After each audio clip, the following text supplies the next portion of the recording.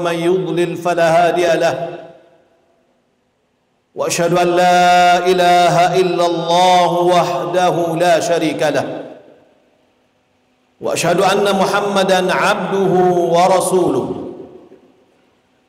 اللهم صل وسلم على نبينا محمد وعلى آله وصحبه أجمعين أما بعد عباد الله أوصيكم ونفسي بتقوى الله فقد فاز المتقون قال الله تعالى يا أيها الذين آمنوا اتقوا الله حق تقاته ولا تموتن إلا وأنتم مسلمون. Sidang jamaah Jumat yang dimuliakan oleh Allah Subhanahu wa taala. Khatib selalu mengingatkan diri sendiri dan kita semua, mari kita meningkatkan takwa kepada Allah Subhanahu wa taala. Takwa adalah wasiat Allah Subhanahu wa taala untuk orang-orang terdahulu dan orang belakangan. Intisari dari takwa adalah menjalankan perintah-perintah Allah dan meninggalkan larangan-larangannya. Siapa yang bertakwa, Allah berikan kepadanya jalan keluar dari urusannya dan diberikan rezeki dari sumber-sumber yang tidak pernah terduga-duga. Salat dan salam semoga dan anugerah kepada Allah Subhanahu wa taala kepada Nabi kita Muhammad sallallahu alaihi wasallam. Allahumma shalli ala Muhammad wa ala ali Muhammad. Tauhid, la ilaha illallah. Kita sering mendengar kalimat tauhid. Kita sering dan mengucapkan kalimat la ilaha illallah. La ilaha illallah adalah kalimat Islam. Dia adalah miftah, pintu, kunci, pembuka Darussalam, yaitu surga. Dia adalah bentuk proklamir dari seseorang bebas dari syirik. Dia adalah kemerdekaan dan keselamatan dari api neraka. Maknanya adalah beriman dengan keesaan Allah Subhanahu wa taala, baik di dalam rububiyahnya, uluhiyahnya, asma dan sifatnya, yang tidak ada sekutu baginya dalam kerajaannya dan di dalam pengaturan alam semesta. Dialah satu-satunya yang berhak untuk diibadati. Sebagaimana yang kita ketahui bahwasanya Allah Subhanahu wa taala telah menciptakan makhluk dan mengutus para rasul gara-gara tauhid ini, gara-gara mengibadatinya. Allah Subhanahu wa taala berfirman, wa ma arsalnaka min qablika min rasul wa ma arsalna min qablika min rasulin illa nuhi ilaihi annahu la ilaha illa ana fa'budun. Tidaklah kami mengutus dari sebelummu seorang rasul pun kecuali kami wahyukan kepadanya bahwasanya tidak ada yang berhak untuk diibadati kecuali aku, maka ibadatilah aku, kata Allah Subhanahu wa taala dalam surah Al-Anbiya ayat 25. Allah juga mengatakan, wa ma khalaqtul jinna wal insa illa liya'budun, dan tidaklah aku menciptakan jin dan manusia kecuali untuk beribadah kepadaku. Ibnu Abbas menjelaskan makna liya'budun, untuk beribadah kepadaku, liyuti'un, agar mereka mentaatiku.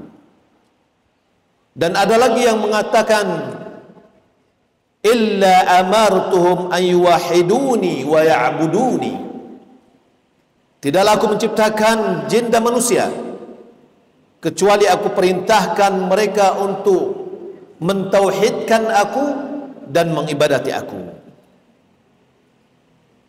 Kalimat tauhid, tauhid yang dia adalah ibarah dari kata la ilaha illallah dengan makna-maknanya dan syarat-syaratnya.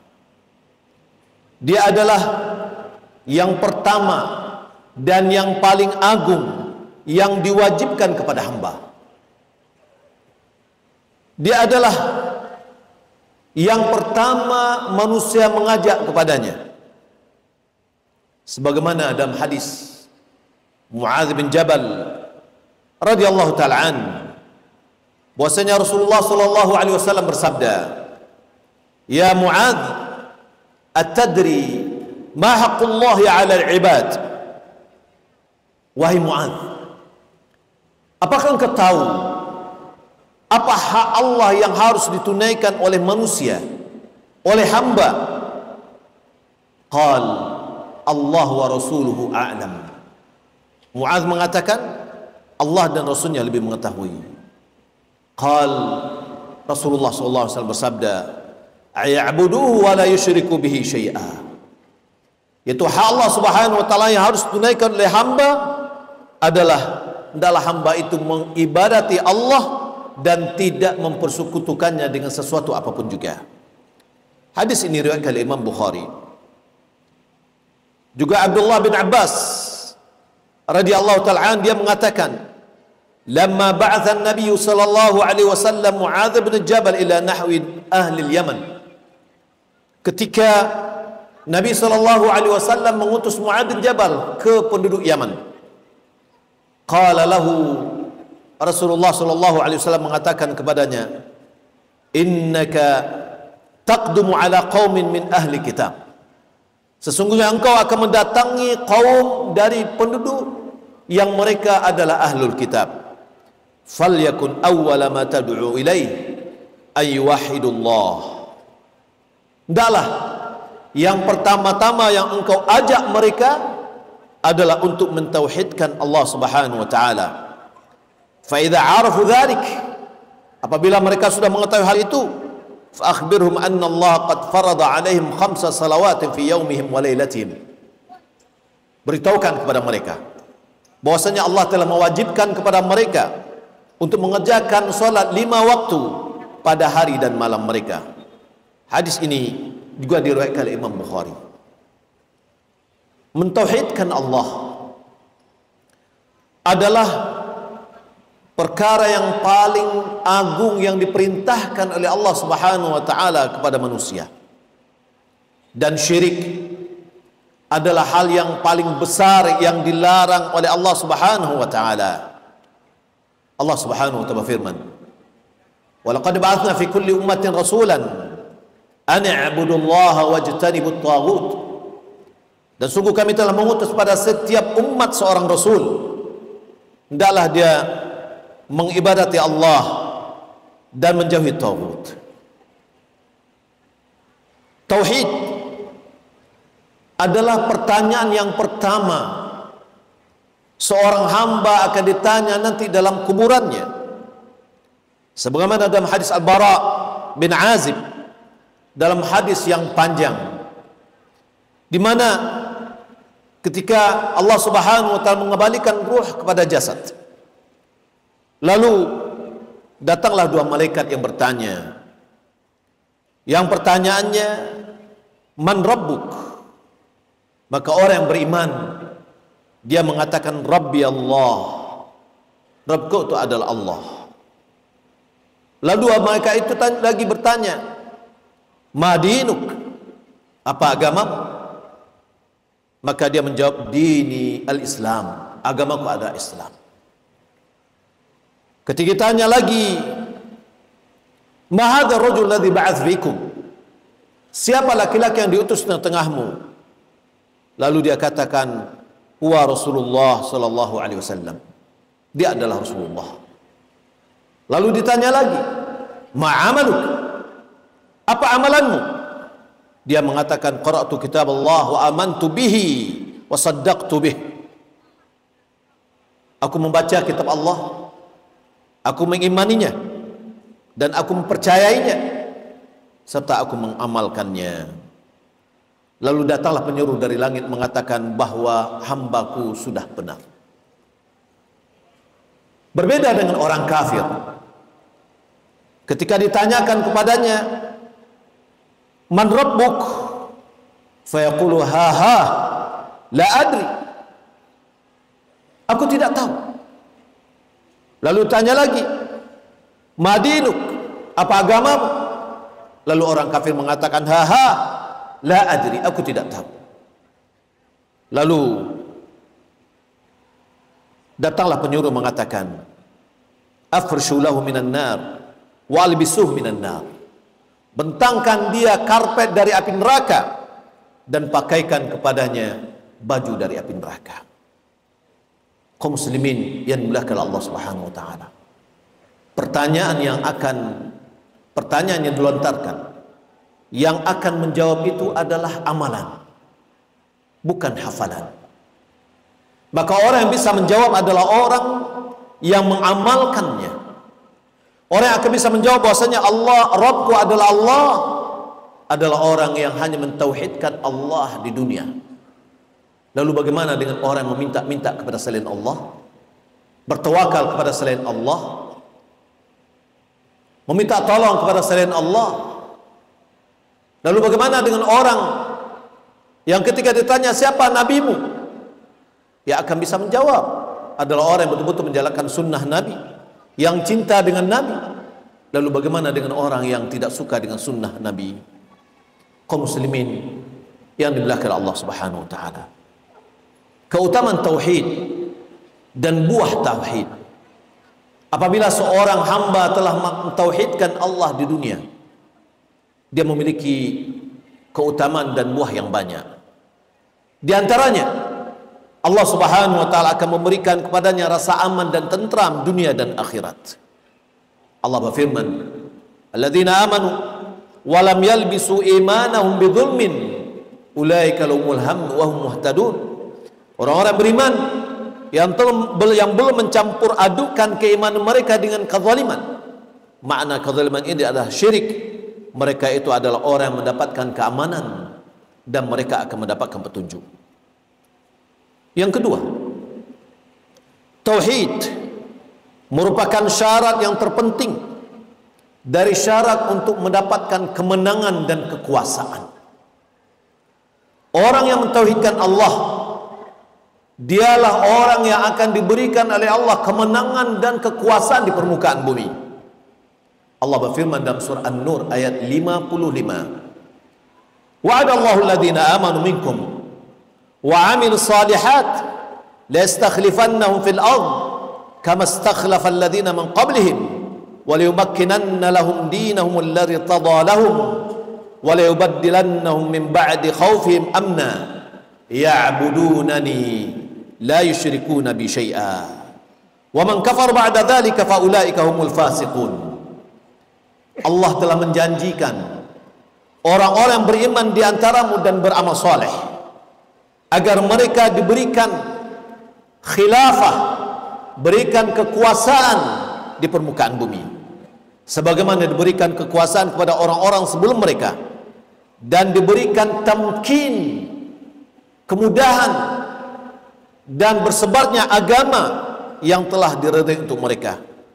Dan Allah gantikan bagi mereka setelah kekhawatiran dan ketakutan mendapatkan keamanan, tapi dengan syarat ya'budunani la yusyrikuna bi syai'a. Syaratnya adalah mereka yang mengibadatiku dan tidak mempersekutukan aku dengan sesuatu apapun juga. Siapa yang kafir setelah ini, maka mereka itu adalah orang-orang fasik. Maka di sini digaris bawahi bahwa an-nasr wa tamkin, pertolongan dari Allah dan kekuasaan tidak akan bisa terwujud di permukaan bumi ini kecuali adalah dengan mentauhidkan Allah Subhanahu wa taala. Yang ketiga, tauhid merupakan perkara yang terpenting yang menjadi syarat amalan kita diterima oleh Allah Subhanahu wa taala. Salah satu di antaranya, apapun yang amalan kita yang kita lakukan tidak akan bisa diterima kecuali dengan kedua syarat. Salah satunya adalah tauhid. Allah Subhanahu wa taala berfirman, "Faman kana yarju liqa'a rabbih falyamal 'amalan shalihan wa la yusyrik bi'ibadati rabbih ahada." Siapa yang berharap untuk bertemu dengan Rabb-Nya, maka hendaklah dia beramal amalan soleh, yakni amalan yang sesuai dengan sunnah, dan hendaklah dia dan tidak mempersekutukan dalam mengibadati Rabb-Nya dengan sesuatu apapun juga. Maka tauhid adalah peran penting amalan kita diterima oleh Allah Subhanahu wa taala. Yang keempat, tauhid akan mengukuhkan seseorang, hatinya akan dikokohkan oleh Allah di dalam menjawab pertanyaan nanti dalam kuburnya. Allah berfirman, "Yutsabbitullahu alladhina amanu bil qawli tsabiti fil hayatid dunya wa fil akhirah." Allah akan mengukuhkan hati orang-orang yang beriman dengan perkataan yang kokoh, yaitu tauhid, baik di dalam kehidupan dunia maupun kehidupan akhirat. Tauhid merupakan salah satu sebab yang terbesar seseorang untuk mendapatkan syafaat dari Nabi kita Muhammad sallallahu alaihi wasallam. Ketika seorang bertanya, Abu Hurairah bertanya, "Ya Rasulullah, man as'adun nasi bi syafa'atika yaumil qiyamah?" Ya Rasulullah, siapa yang paling berbahagia untuk mendapatkan syafaatmu nanti pada hari kiamat? Qala qad dhannantu ya Abu Hurairah alla yas'ala an hadzal hadits ahadun awwal mink. Aku telah mengira, wahai Abu Hurairah, tidak ada seorang pun yang akan bertanya tentang hal ini selain darimu. Lima ra'aitu min hirsika 'alal hadits. Karena aku melihat engkau sangat bersemangat untuk mendapatkannya. As'adun nas bi syafa'ati yaumil qiyamah man qala la ilaha illallah khalisan min qalbihi aw min nafsihi. Orang yang paling berbahagia mendapatkan syafaatku nanti pada hari kiamat adalah orang yang mengucapkan la ilaha illallah betul-betul ikhlas dari hatinya dan dari dirinya. Dan tentu dia harus menjalankan konsekuensi dari la ilaha illallah itu sendiri. Yang keenam adalah dengan tauhid Allah akan mengampuni dosa-dosa kita. Dalam sebuah hadis Nabi SAW mengatakan, "Ya ibna Adam, innaka law ataitani biqurabil ardi khataya thumma laqitani la tusyrik bi syai'a la ataituka biqurabiha maghfiratan." Wahai hamba-hambaku, apabila, wahai anak Adam, jika engkau mendatangiku dengan dosa sejagat raya, lalu engkau bertemu denganku tidak dalam keadaan berbuat syirik, sungguh aku telah mendatangi pengampunan dengan sejagat raya.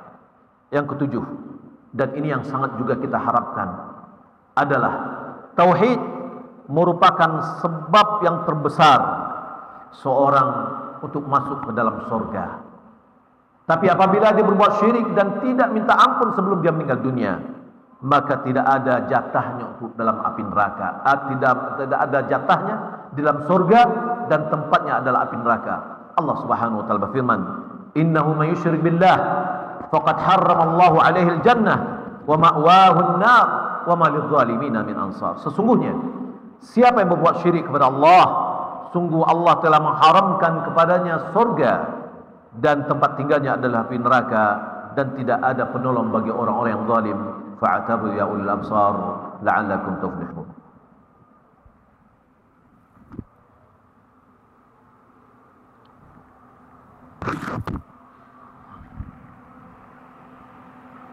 Alhamdulillahilladzi arsala rasulahu bil huda wa dinil haqq liyudhhirahu 'ala ad-dini kullihi wa kafa billahi shahida.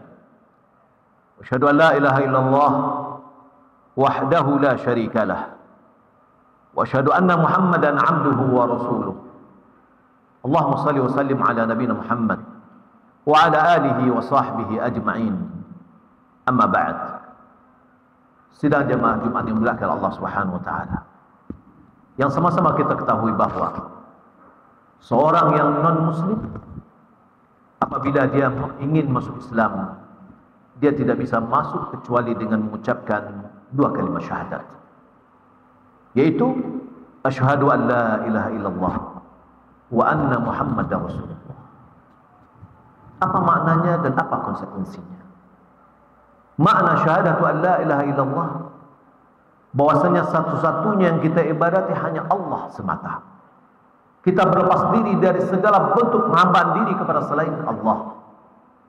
Adapun makna wa anna muhammadar rasulullah, Muhammad itu adalah utusan Allah, bahwa satu-satunya manusia yang wajib kita ikuti dan kita taati adalah Rasulullah sallallahu alaihi wasallam. Itulah inti dari dua kalimat syahadat. Dan ini yang harus kita pahami. Kita pertanyakan pada diri kita, sudahkah kita mentauhidkan Allah, hanya mengibadati Allah semata dan menjauhkan diri kita dari perbuatan syirik? Dan sudahkah kita jadikan Nabi kita Muhammad sallallahu alaihi wasallam satu-satunya panutan kita yang kita taati, yang kita ikuti? Allah Subhanahu wa taala mengatakan, "Wa ma kana lil mu'minin wala mu'minatin idza qada Allah wa rasuluhu amran an yakuna lahumul khiyar min amrihim." Tidak ada bagi seorang mukmin laki-laki, tidak juga mukmin perempuan, apabila Allah dan Rasulnya memutuskan sebuah keputusan, mereka memiliki keputusan lain dan pilihan lain dalam urusan mereka. Artinya, bagi kita seorang mukmin, apabila Allah dan Rasul mengatakan A, tiada lain bagi kita kecuali kita mengatakan A. Apabila Allah mengatakan B, kita hanya mengatakan B, bukan C dan yang lainnya. Wa may ya'sillaha wa rasulah, siapa yang membangkang tidak taat kepada Allah dan Rasulnya, faqad dhalla dhalalan mubina, sungguh dia telah sesat dengan kesesatan yang nyata. Apabila seorang sudah mentauhidkan Allah, dan tadi sudah kita sebutkan faedah-faedah dalam hadis Mu'adz bin Jabal juga. Ya Mu'adz, atadri ma haqqullah 'ala al-ibad wa ma haqqul ibadah 'ala Allah? Tadi di awal dari khutbah kita, hak Allah yang harus tunaikan oleh hamba adalah mengibadatinya, tidak mempersekutukan. Lalu apa hak manusia yang akan ditunaikan oleh Allah? Yaitu alla yu'adzibahu man la yusyriku bihi syai'a. Allah tidak akan mengadab hamba-hamba yang tidak mempersekutukannya sama sekali. Tauhid adalah penting. Perlu kita tanamkan tauhid ini kepada anak-anak kita. Ingat Luqman berpesan kepada anaknya, ya bunayya la tusyrik billah inna syirka la zulmun 'adzim. Wahai anakku, sesungguhnya janganlah engkau berbuat syirik. Sesungguhnya syirik itu adalah kezaliman yang paling besar. Kita sebagai orang tua, sudahkah kita mengingatkan anak kita? Sudahkah kita tanamkan tauhid pada anak-anak kita? Semoga Allah Subhanahu wa taala menjadikan kita semuanya adalah orang-orang yang bertauhid dan bertaat kepada Allah Subhanahu wa taala. Marilah kita bersalawat dan bersalam kepada Nabi kita Muhammad sallallahu alaihi wasallam sebagaimana yang diperintahkan oleh Allah Subhanahu wa taala, innallaha wa malaikatahu yusholluna 'alan nabi ya ayyuhalladzina amanu shallu 'alaihi wa sallimu taslima. Allahumma shalli 'ala Muhammad wa 'ala ali Muhammad kama shallaita 'ala Ibrahim wa 'ala ali Ibrahim innaka Hamidum Majid. Wa barik 'ala Muhammad wa 'ala ali Muhammad kama barakta 'ala Ibrahim wa 'ala ali Ibrahim innaka Hamidum Majid. Allahumma ighfir lil muslimin wal muslimat wal mu'minin wal mu'minat al ahya' minhum wal amwat. Allahumma ati nufusana taqwaha wa zakkiha anta khairu man zakkaha anta waliyuha maulaha. Rabbana zalamna anfusana wa illam taghfir lana wa tarhamna lanakunanna minal khasirin. Rabbana atina fid dunya hasanah wa fil akhirati hasanah wa qina adzaban nar. Wa sallallahu Muhammad wa ala alihi wa sahbihi ajma'in. Aqimus salat.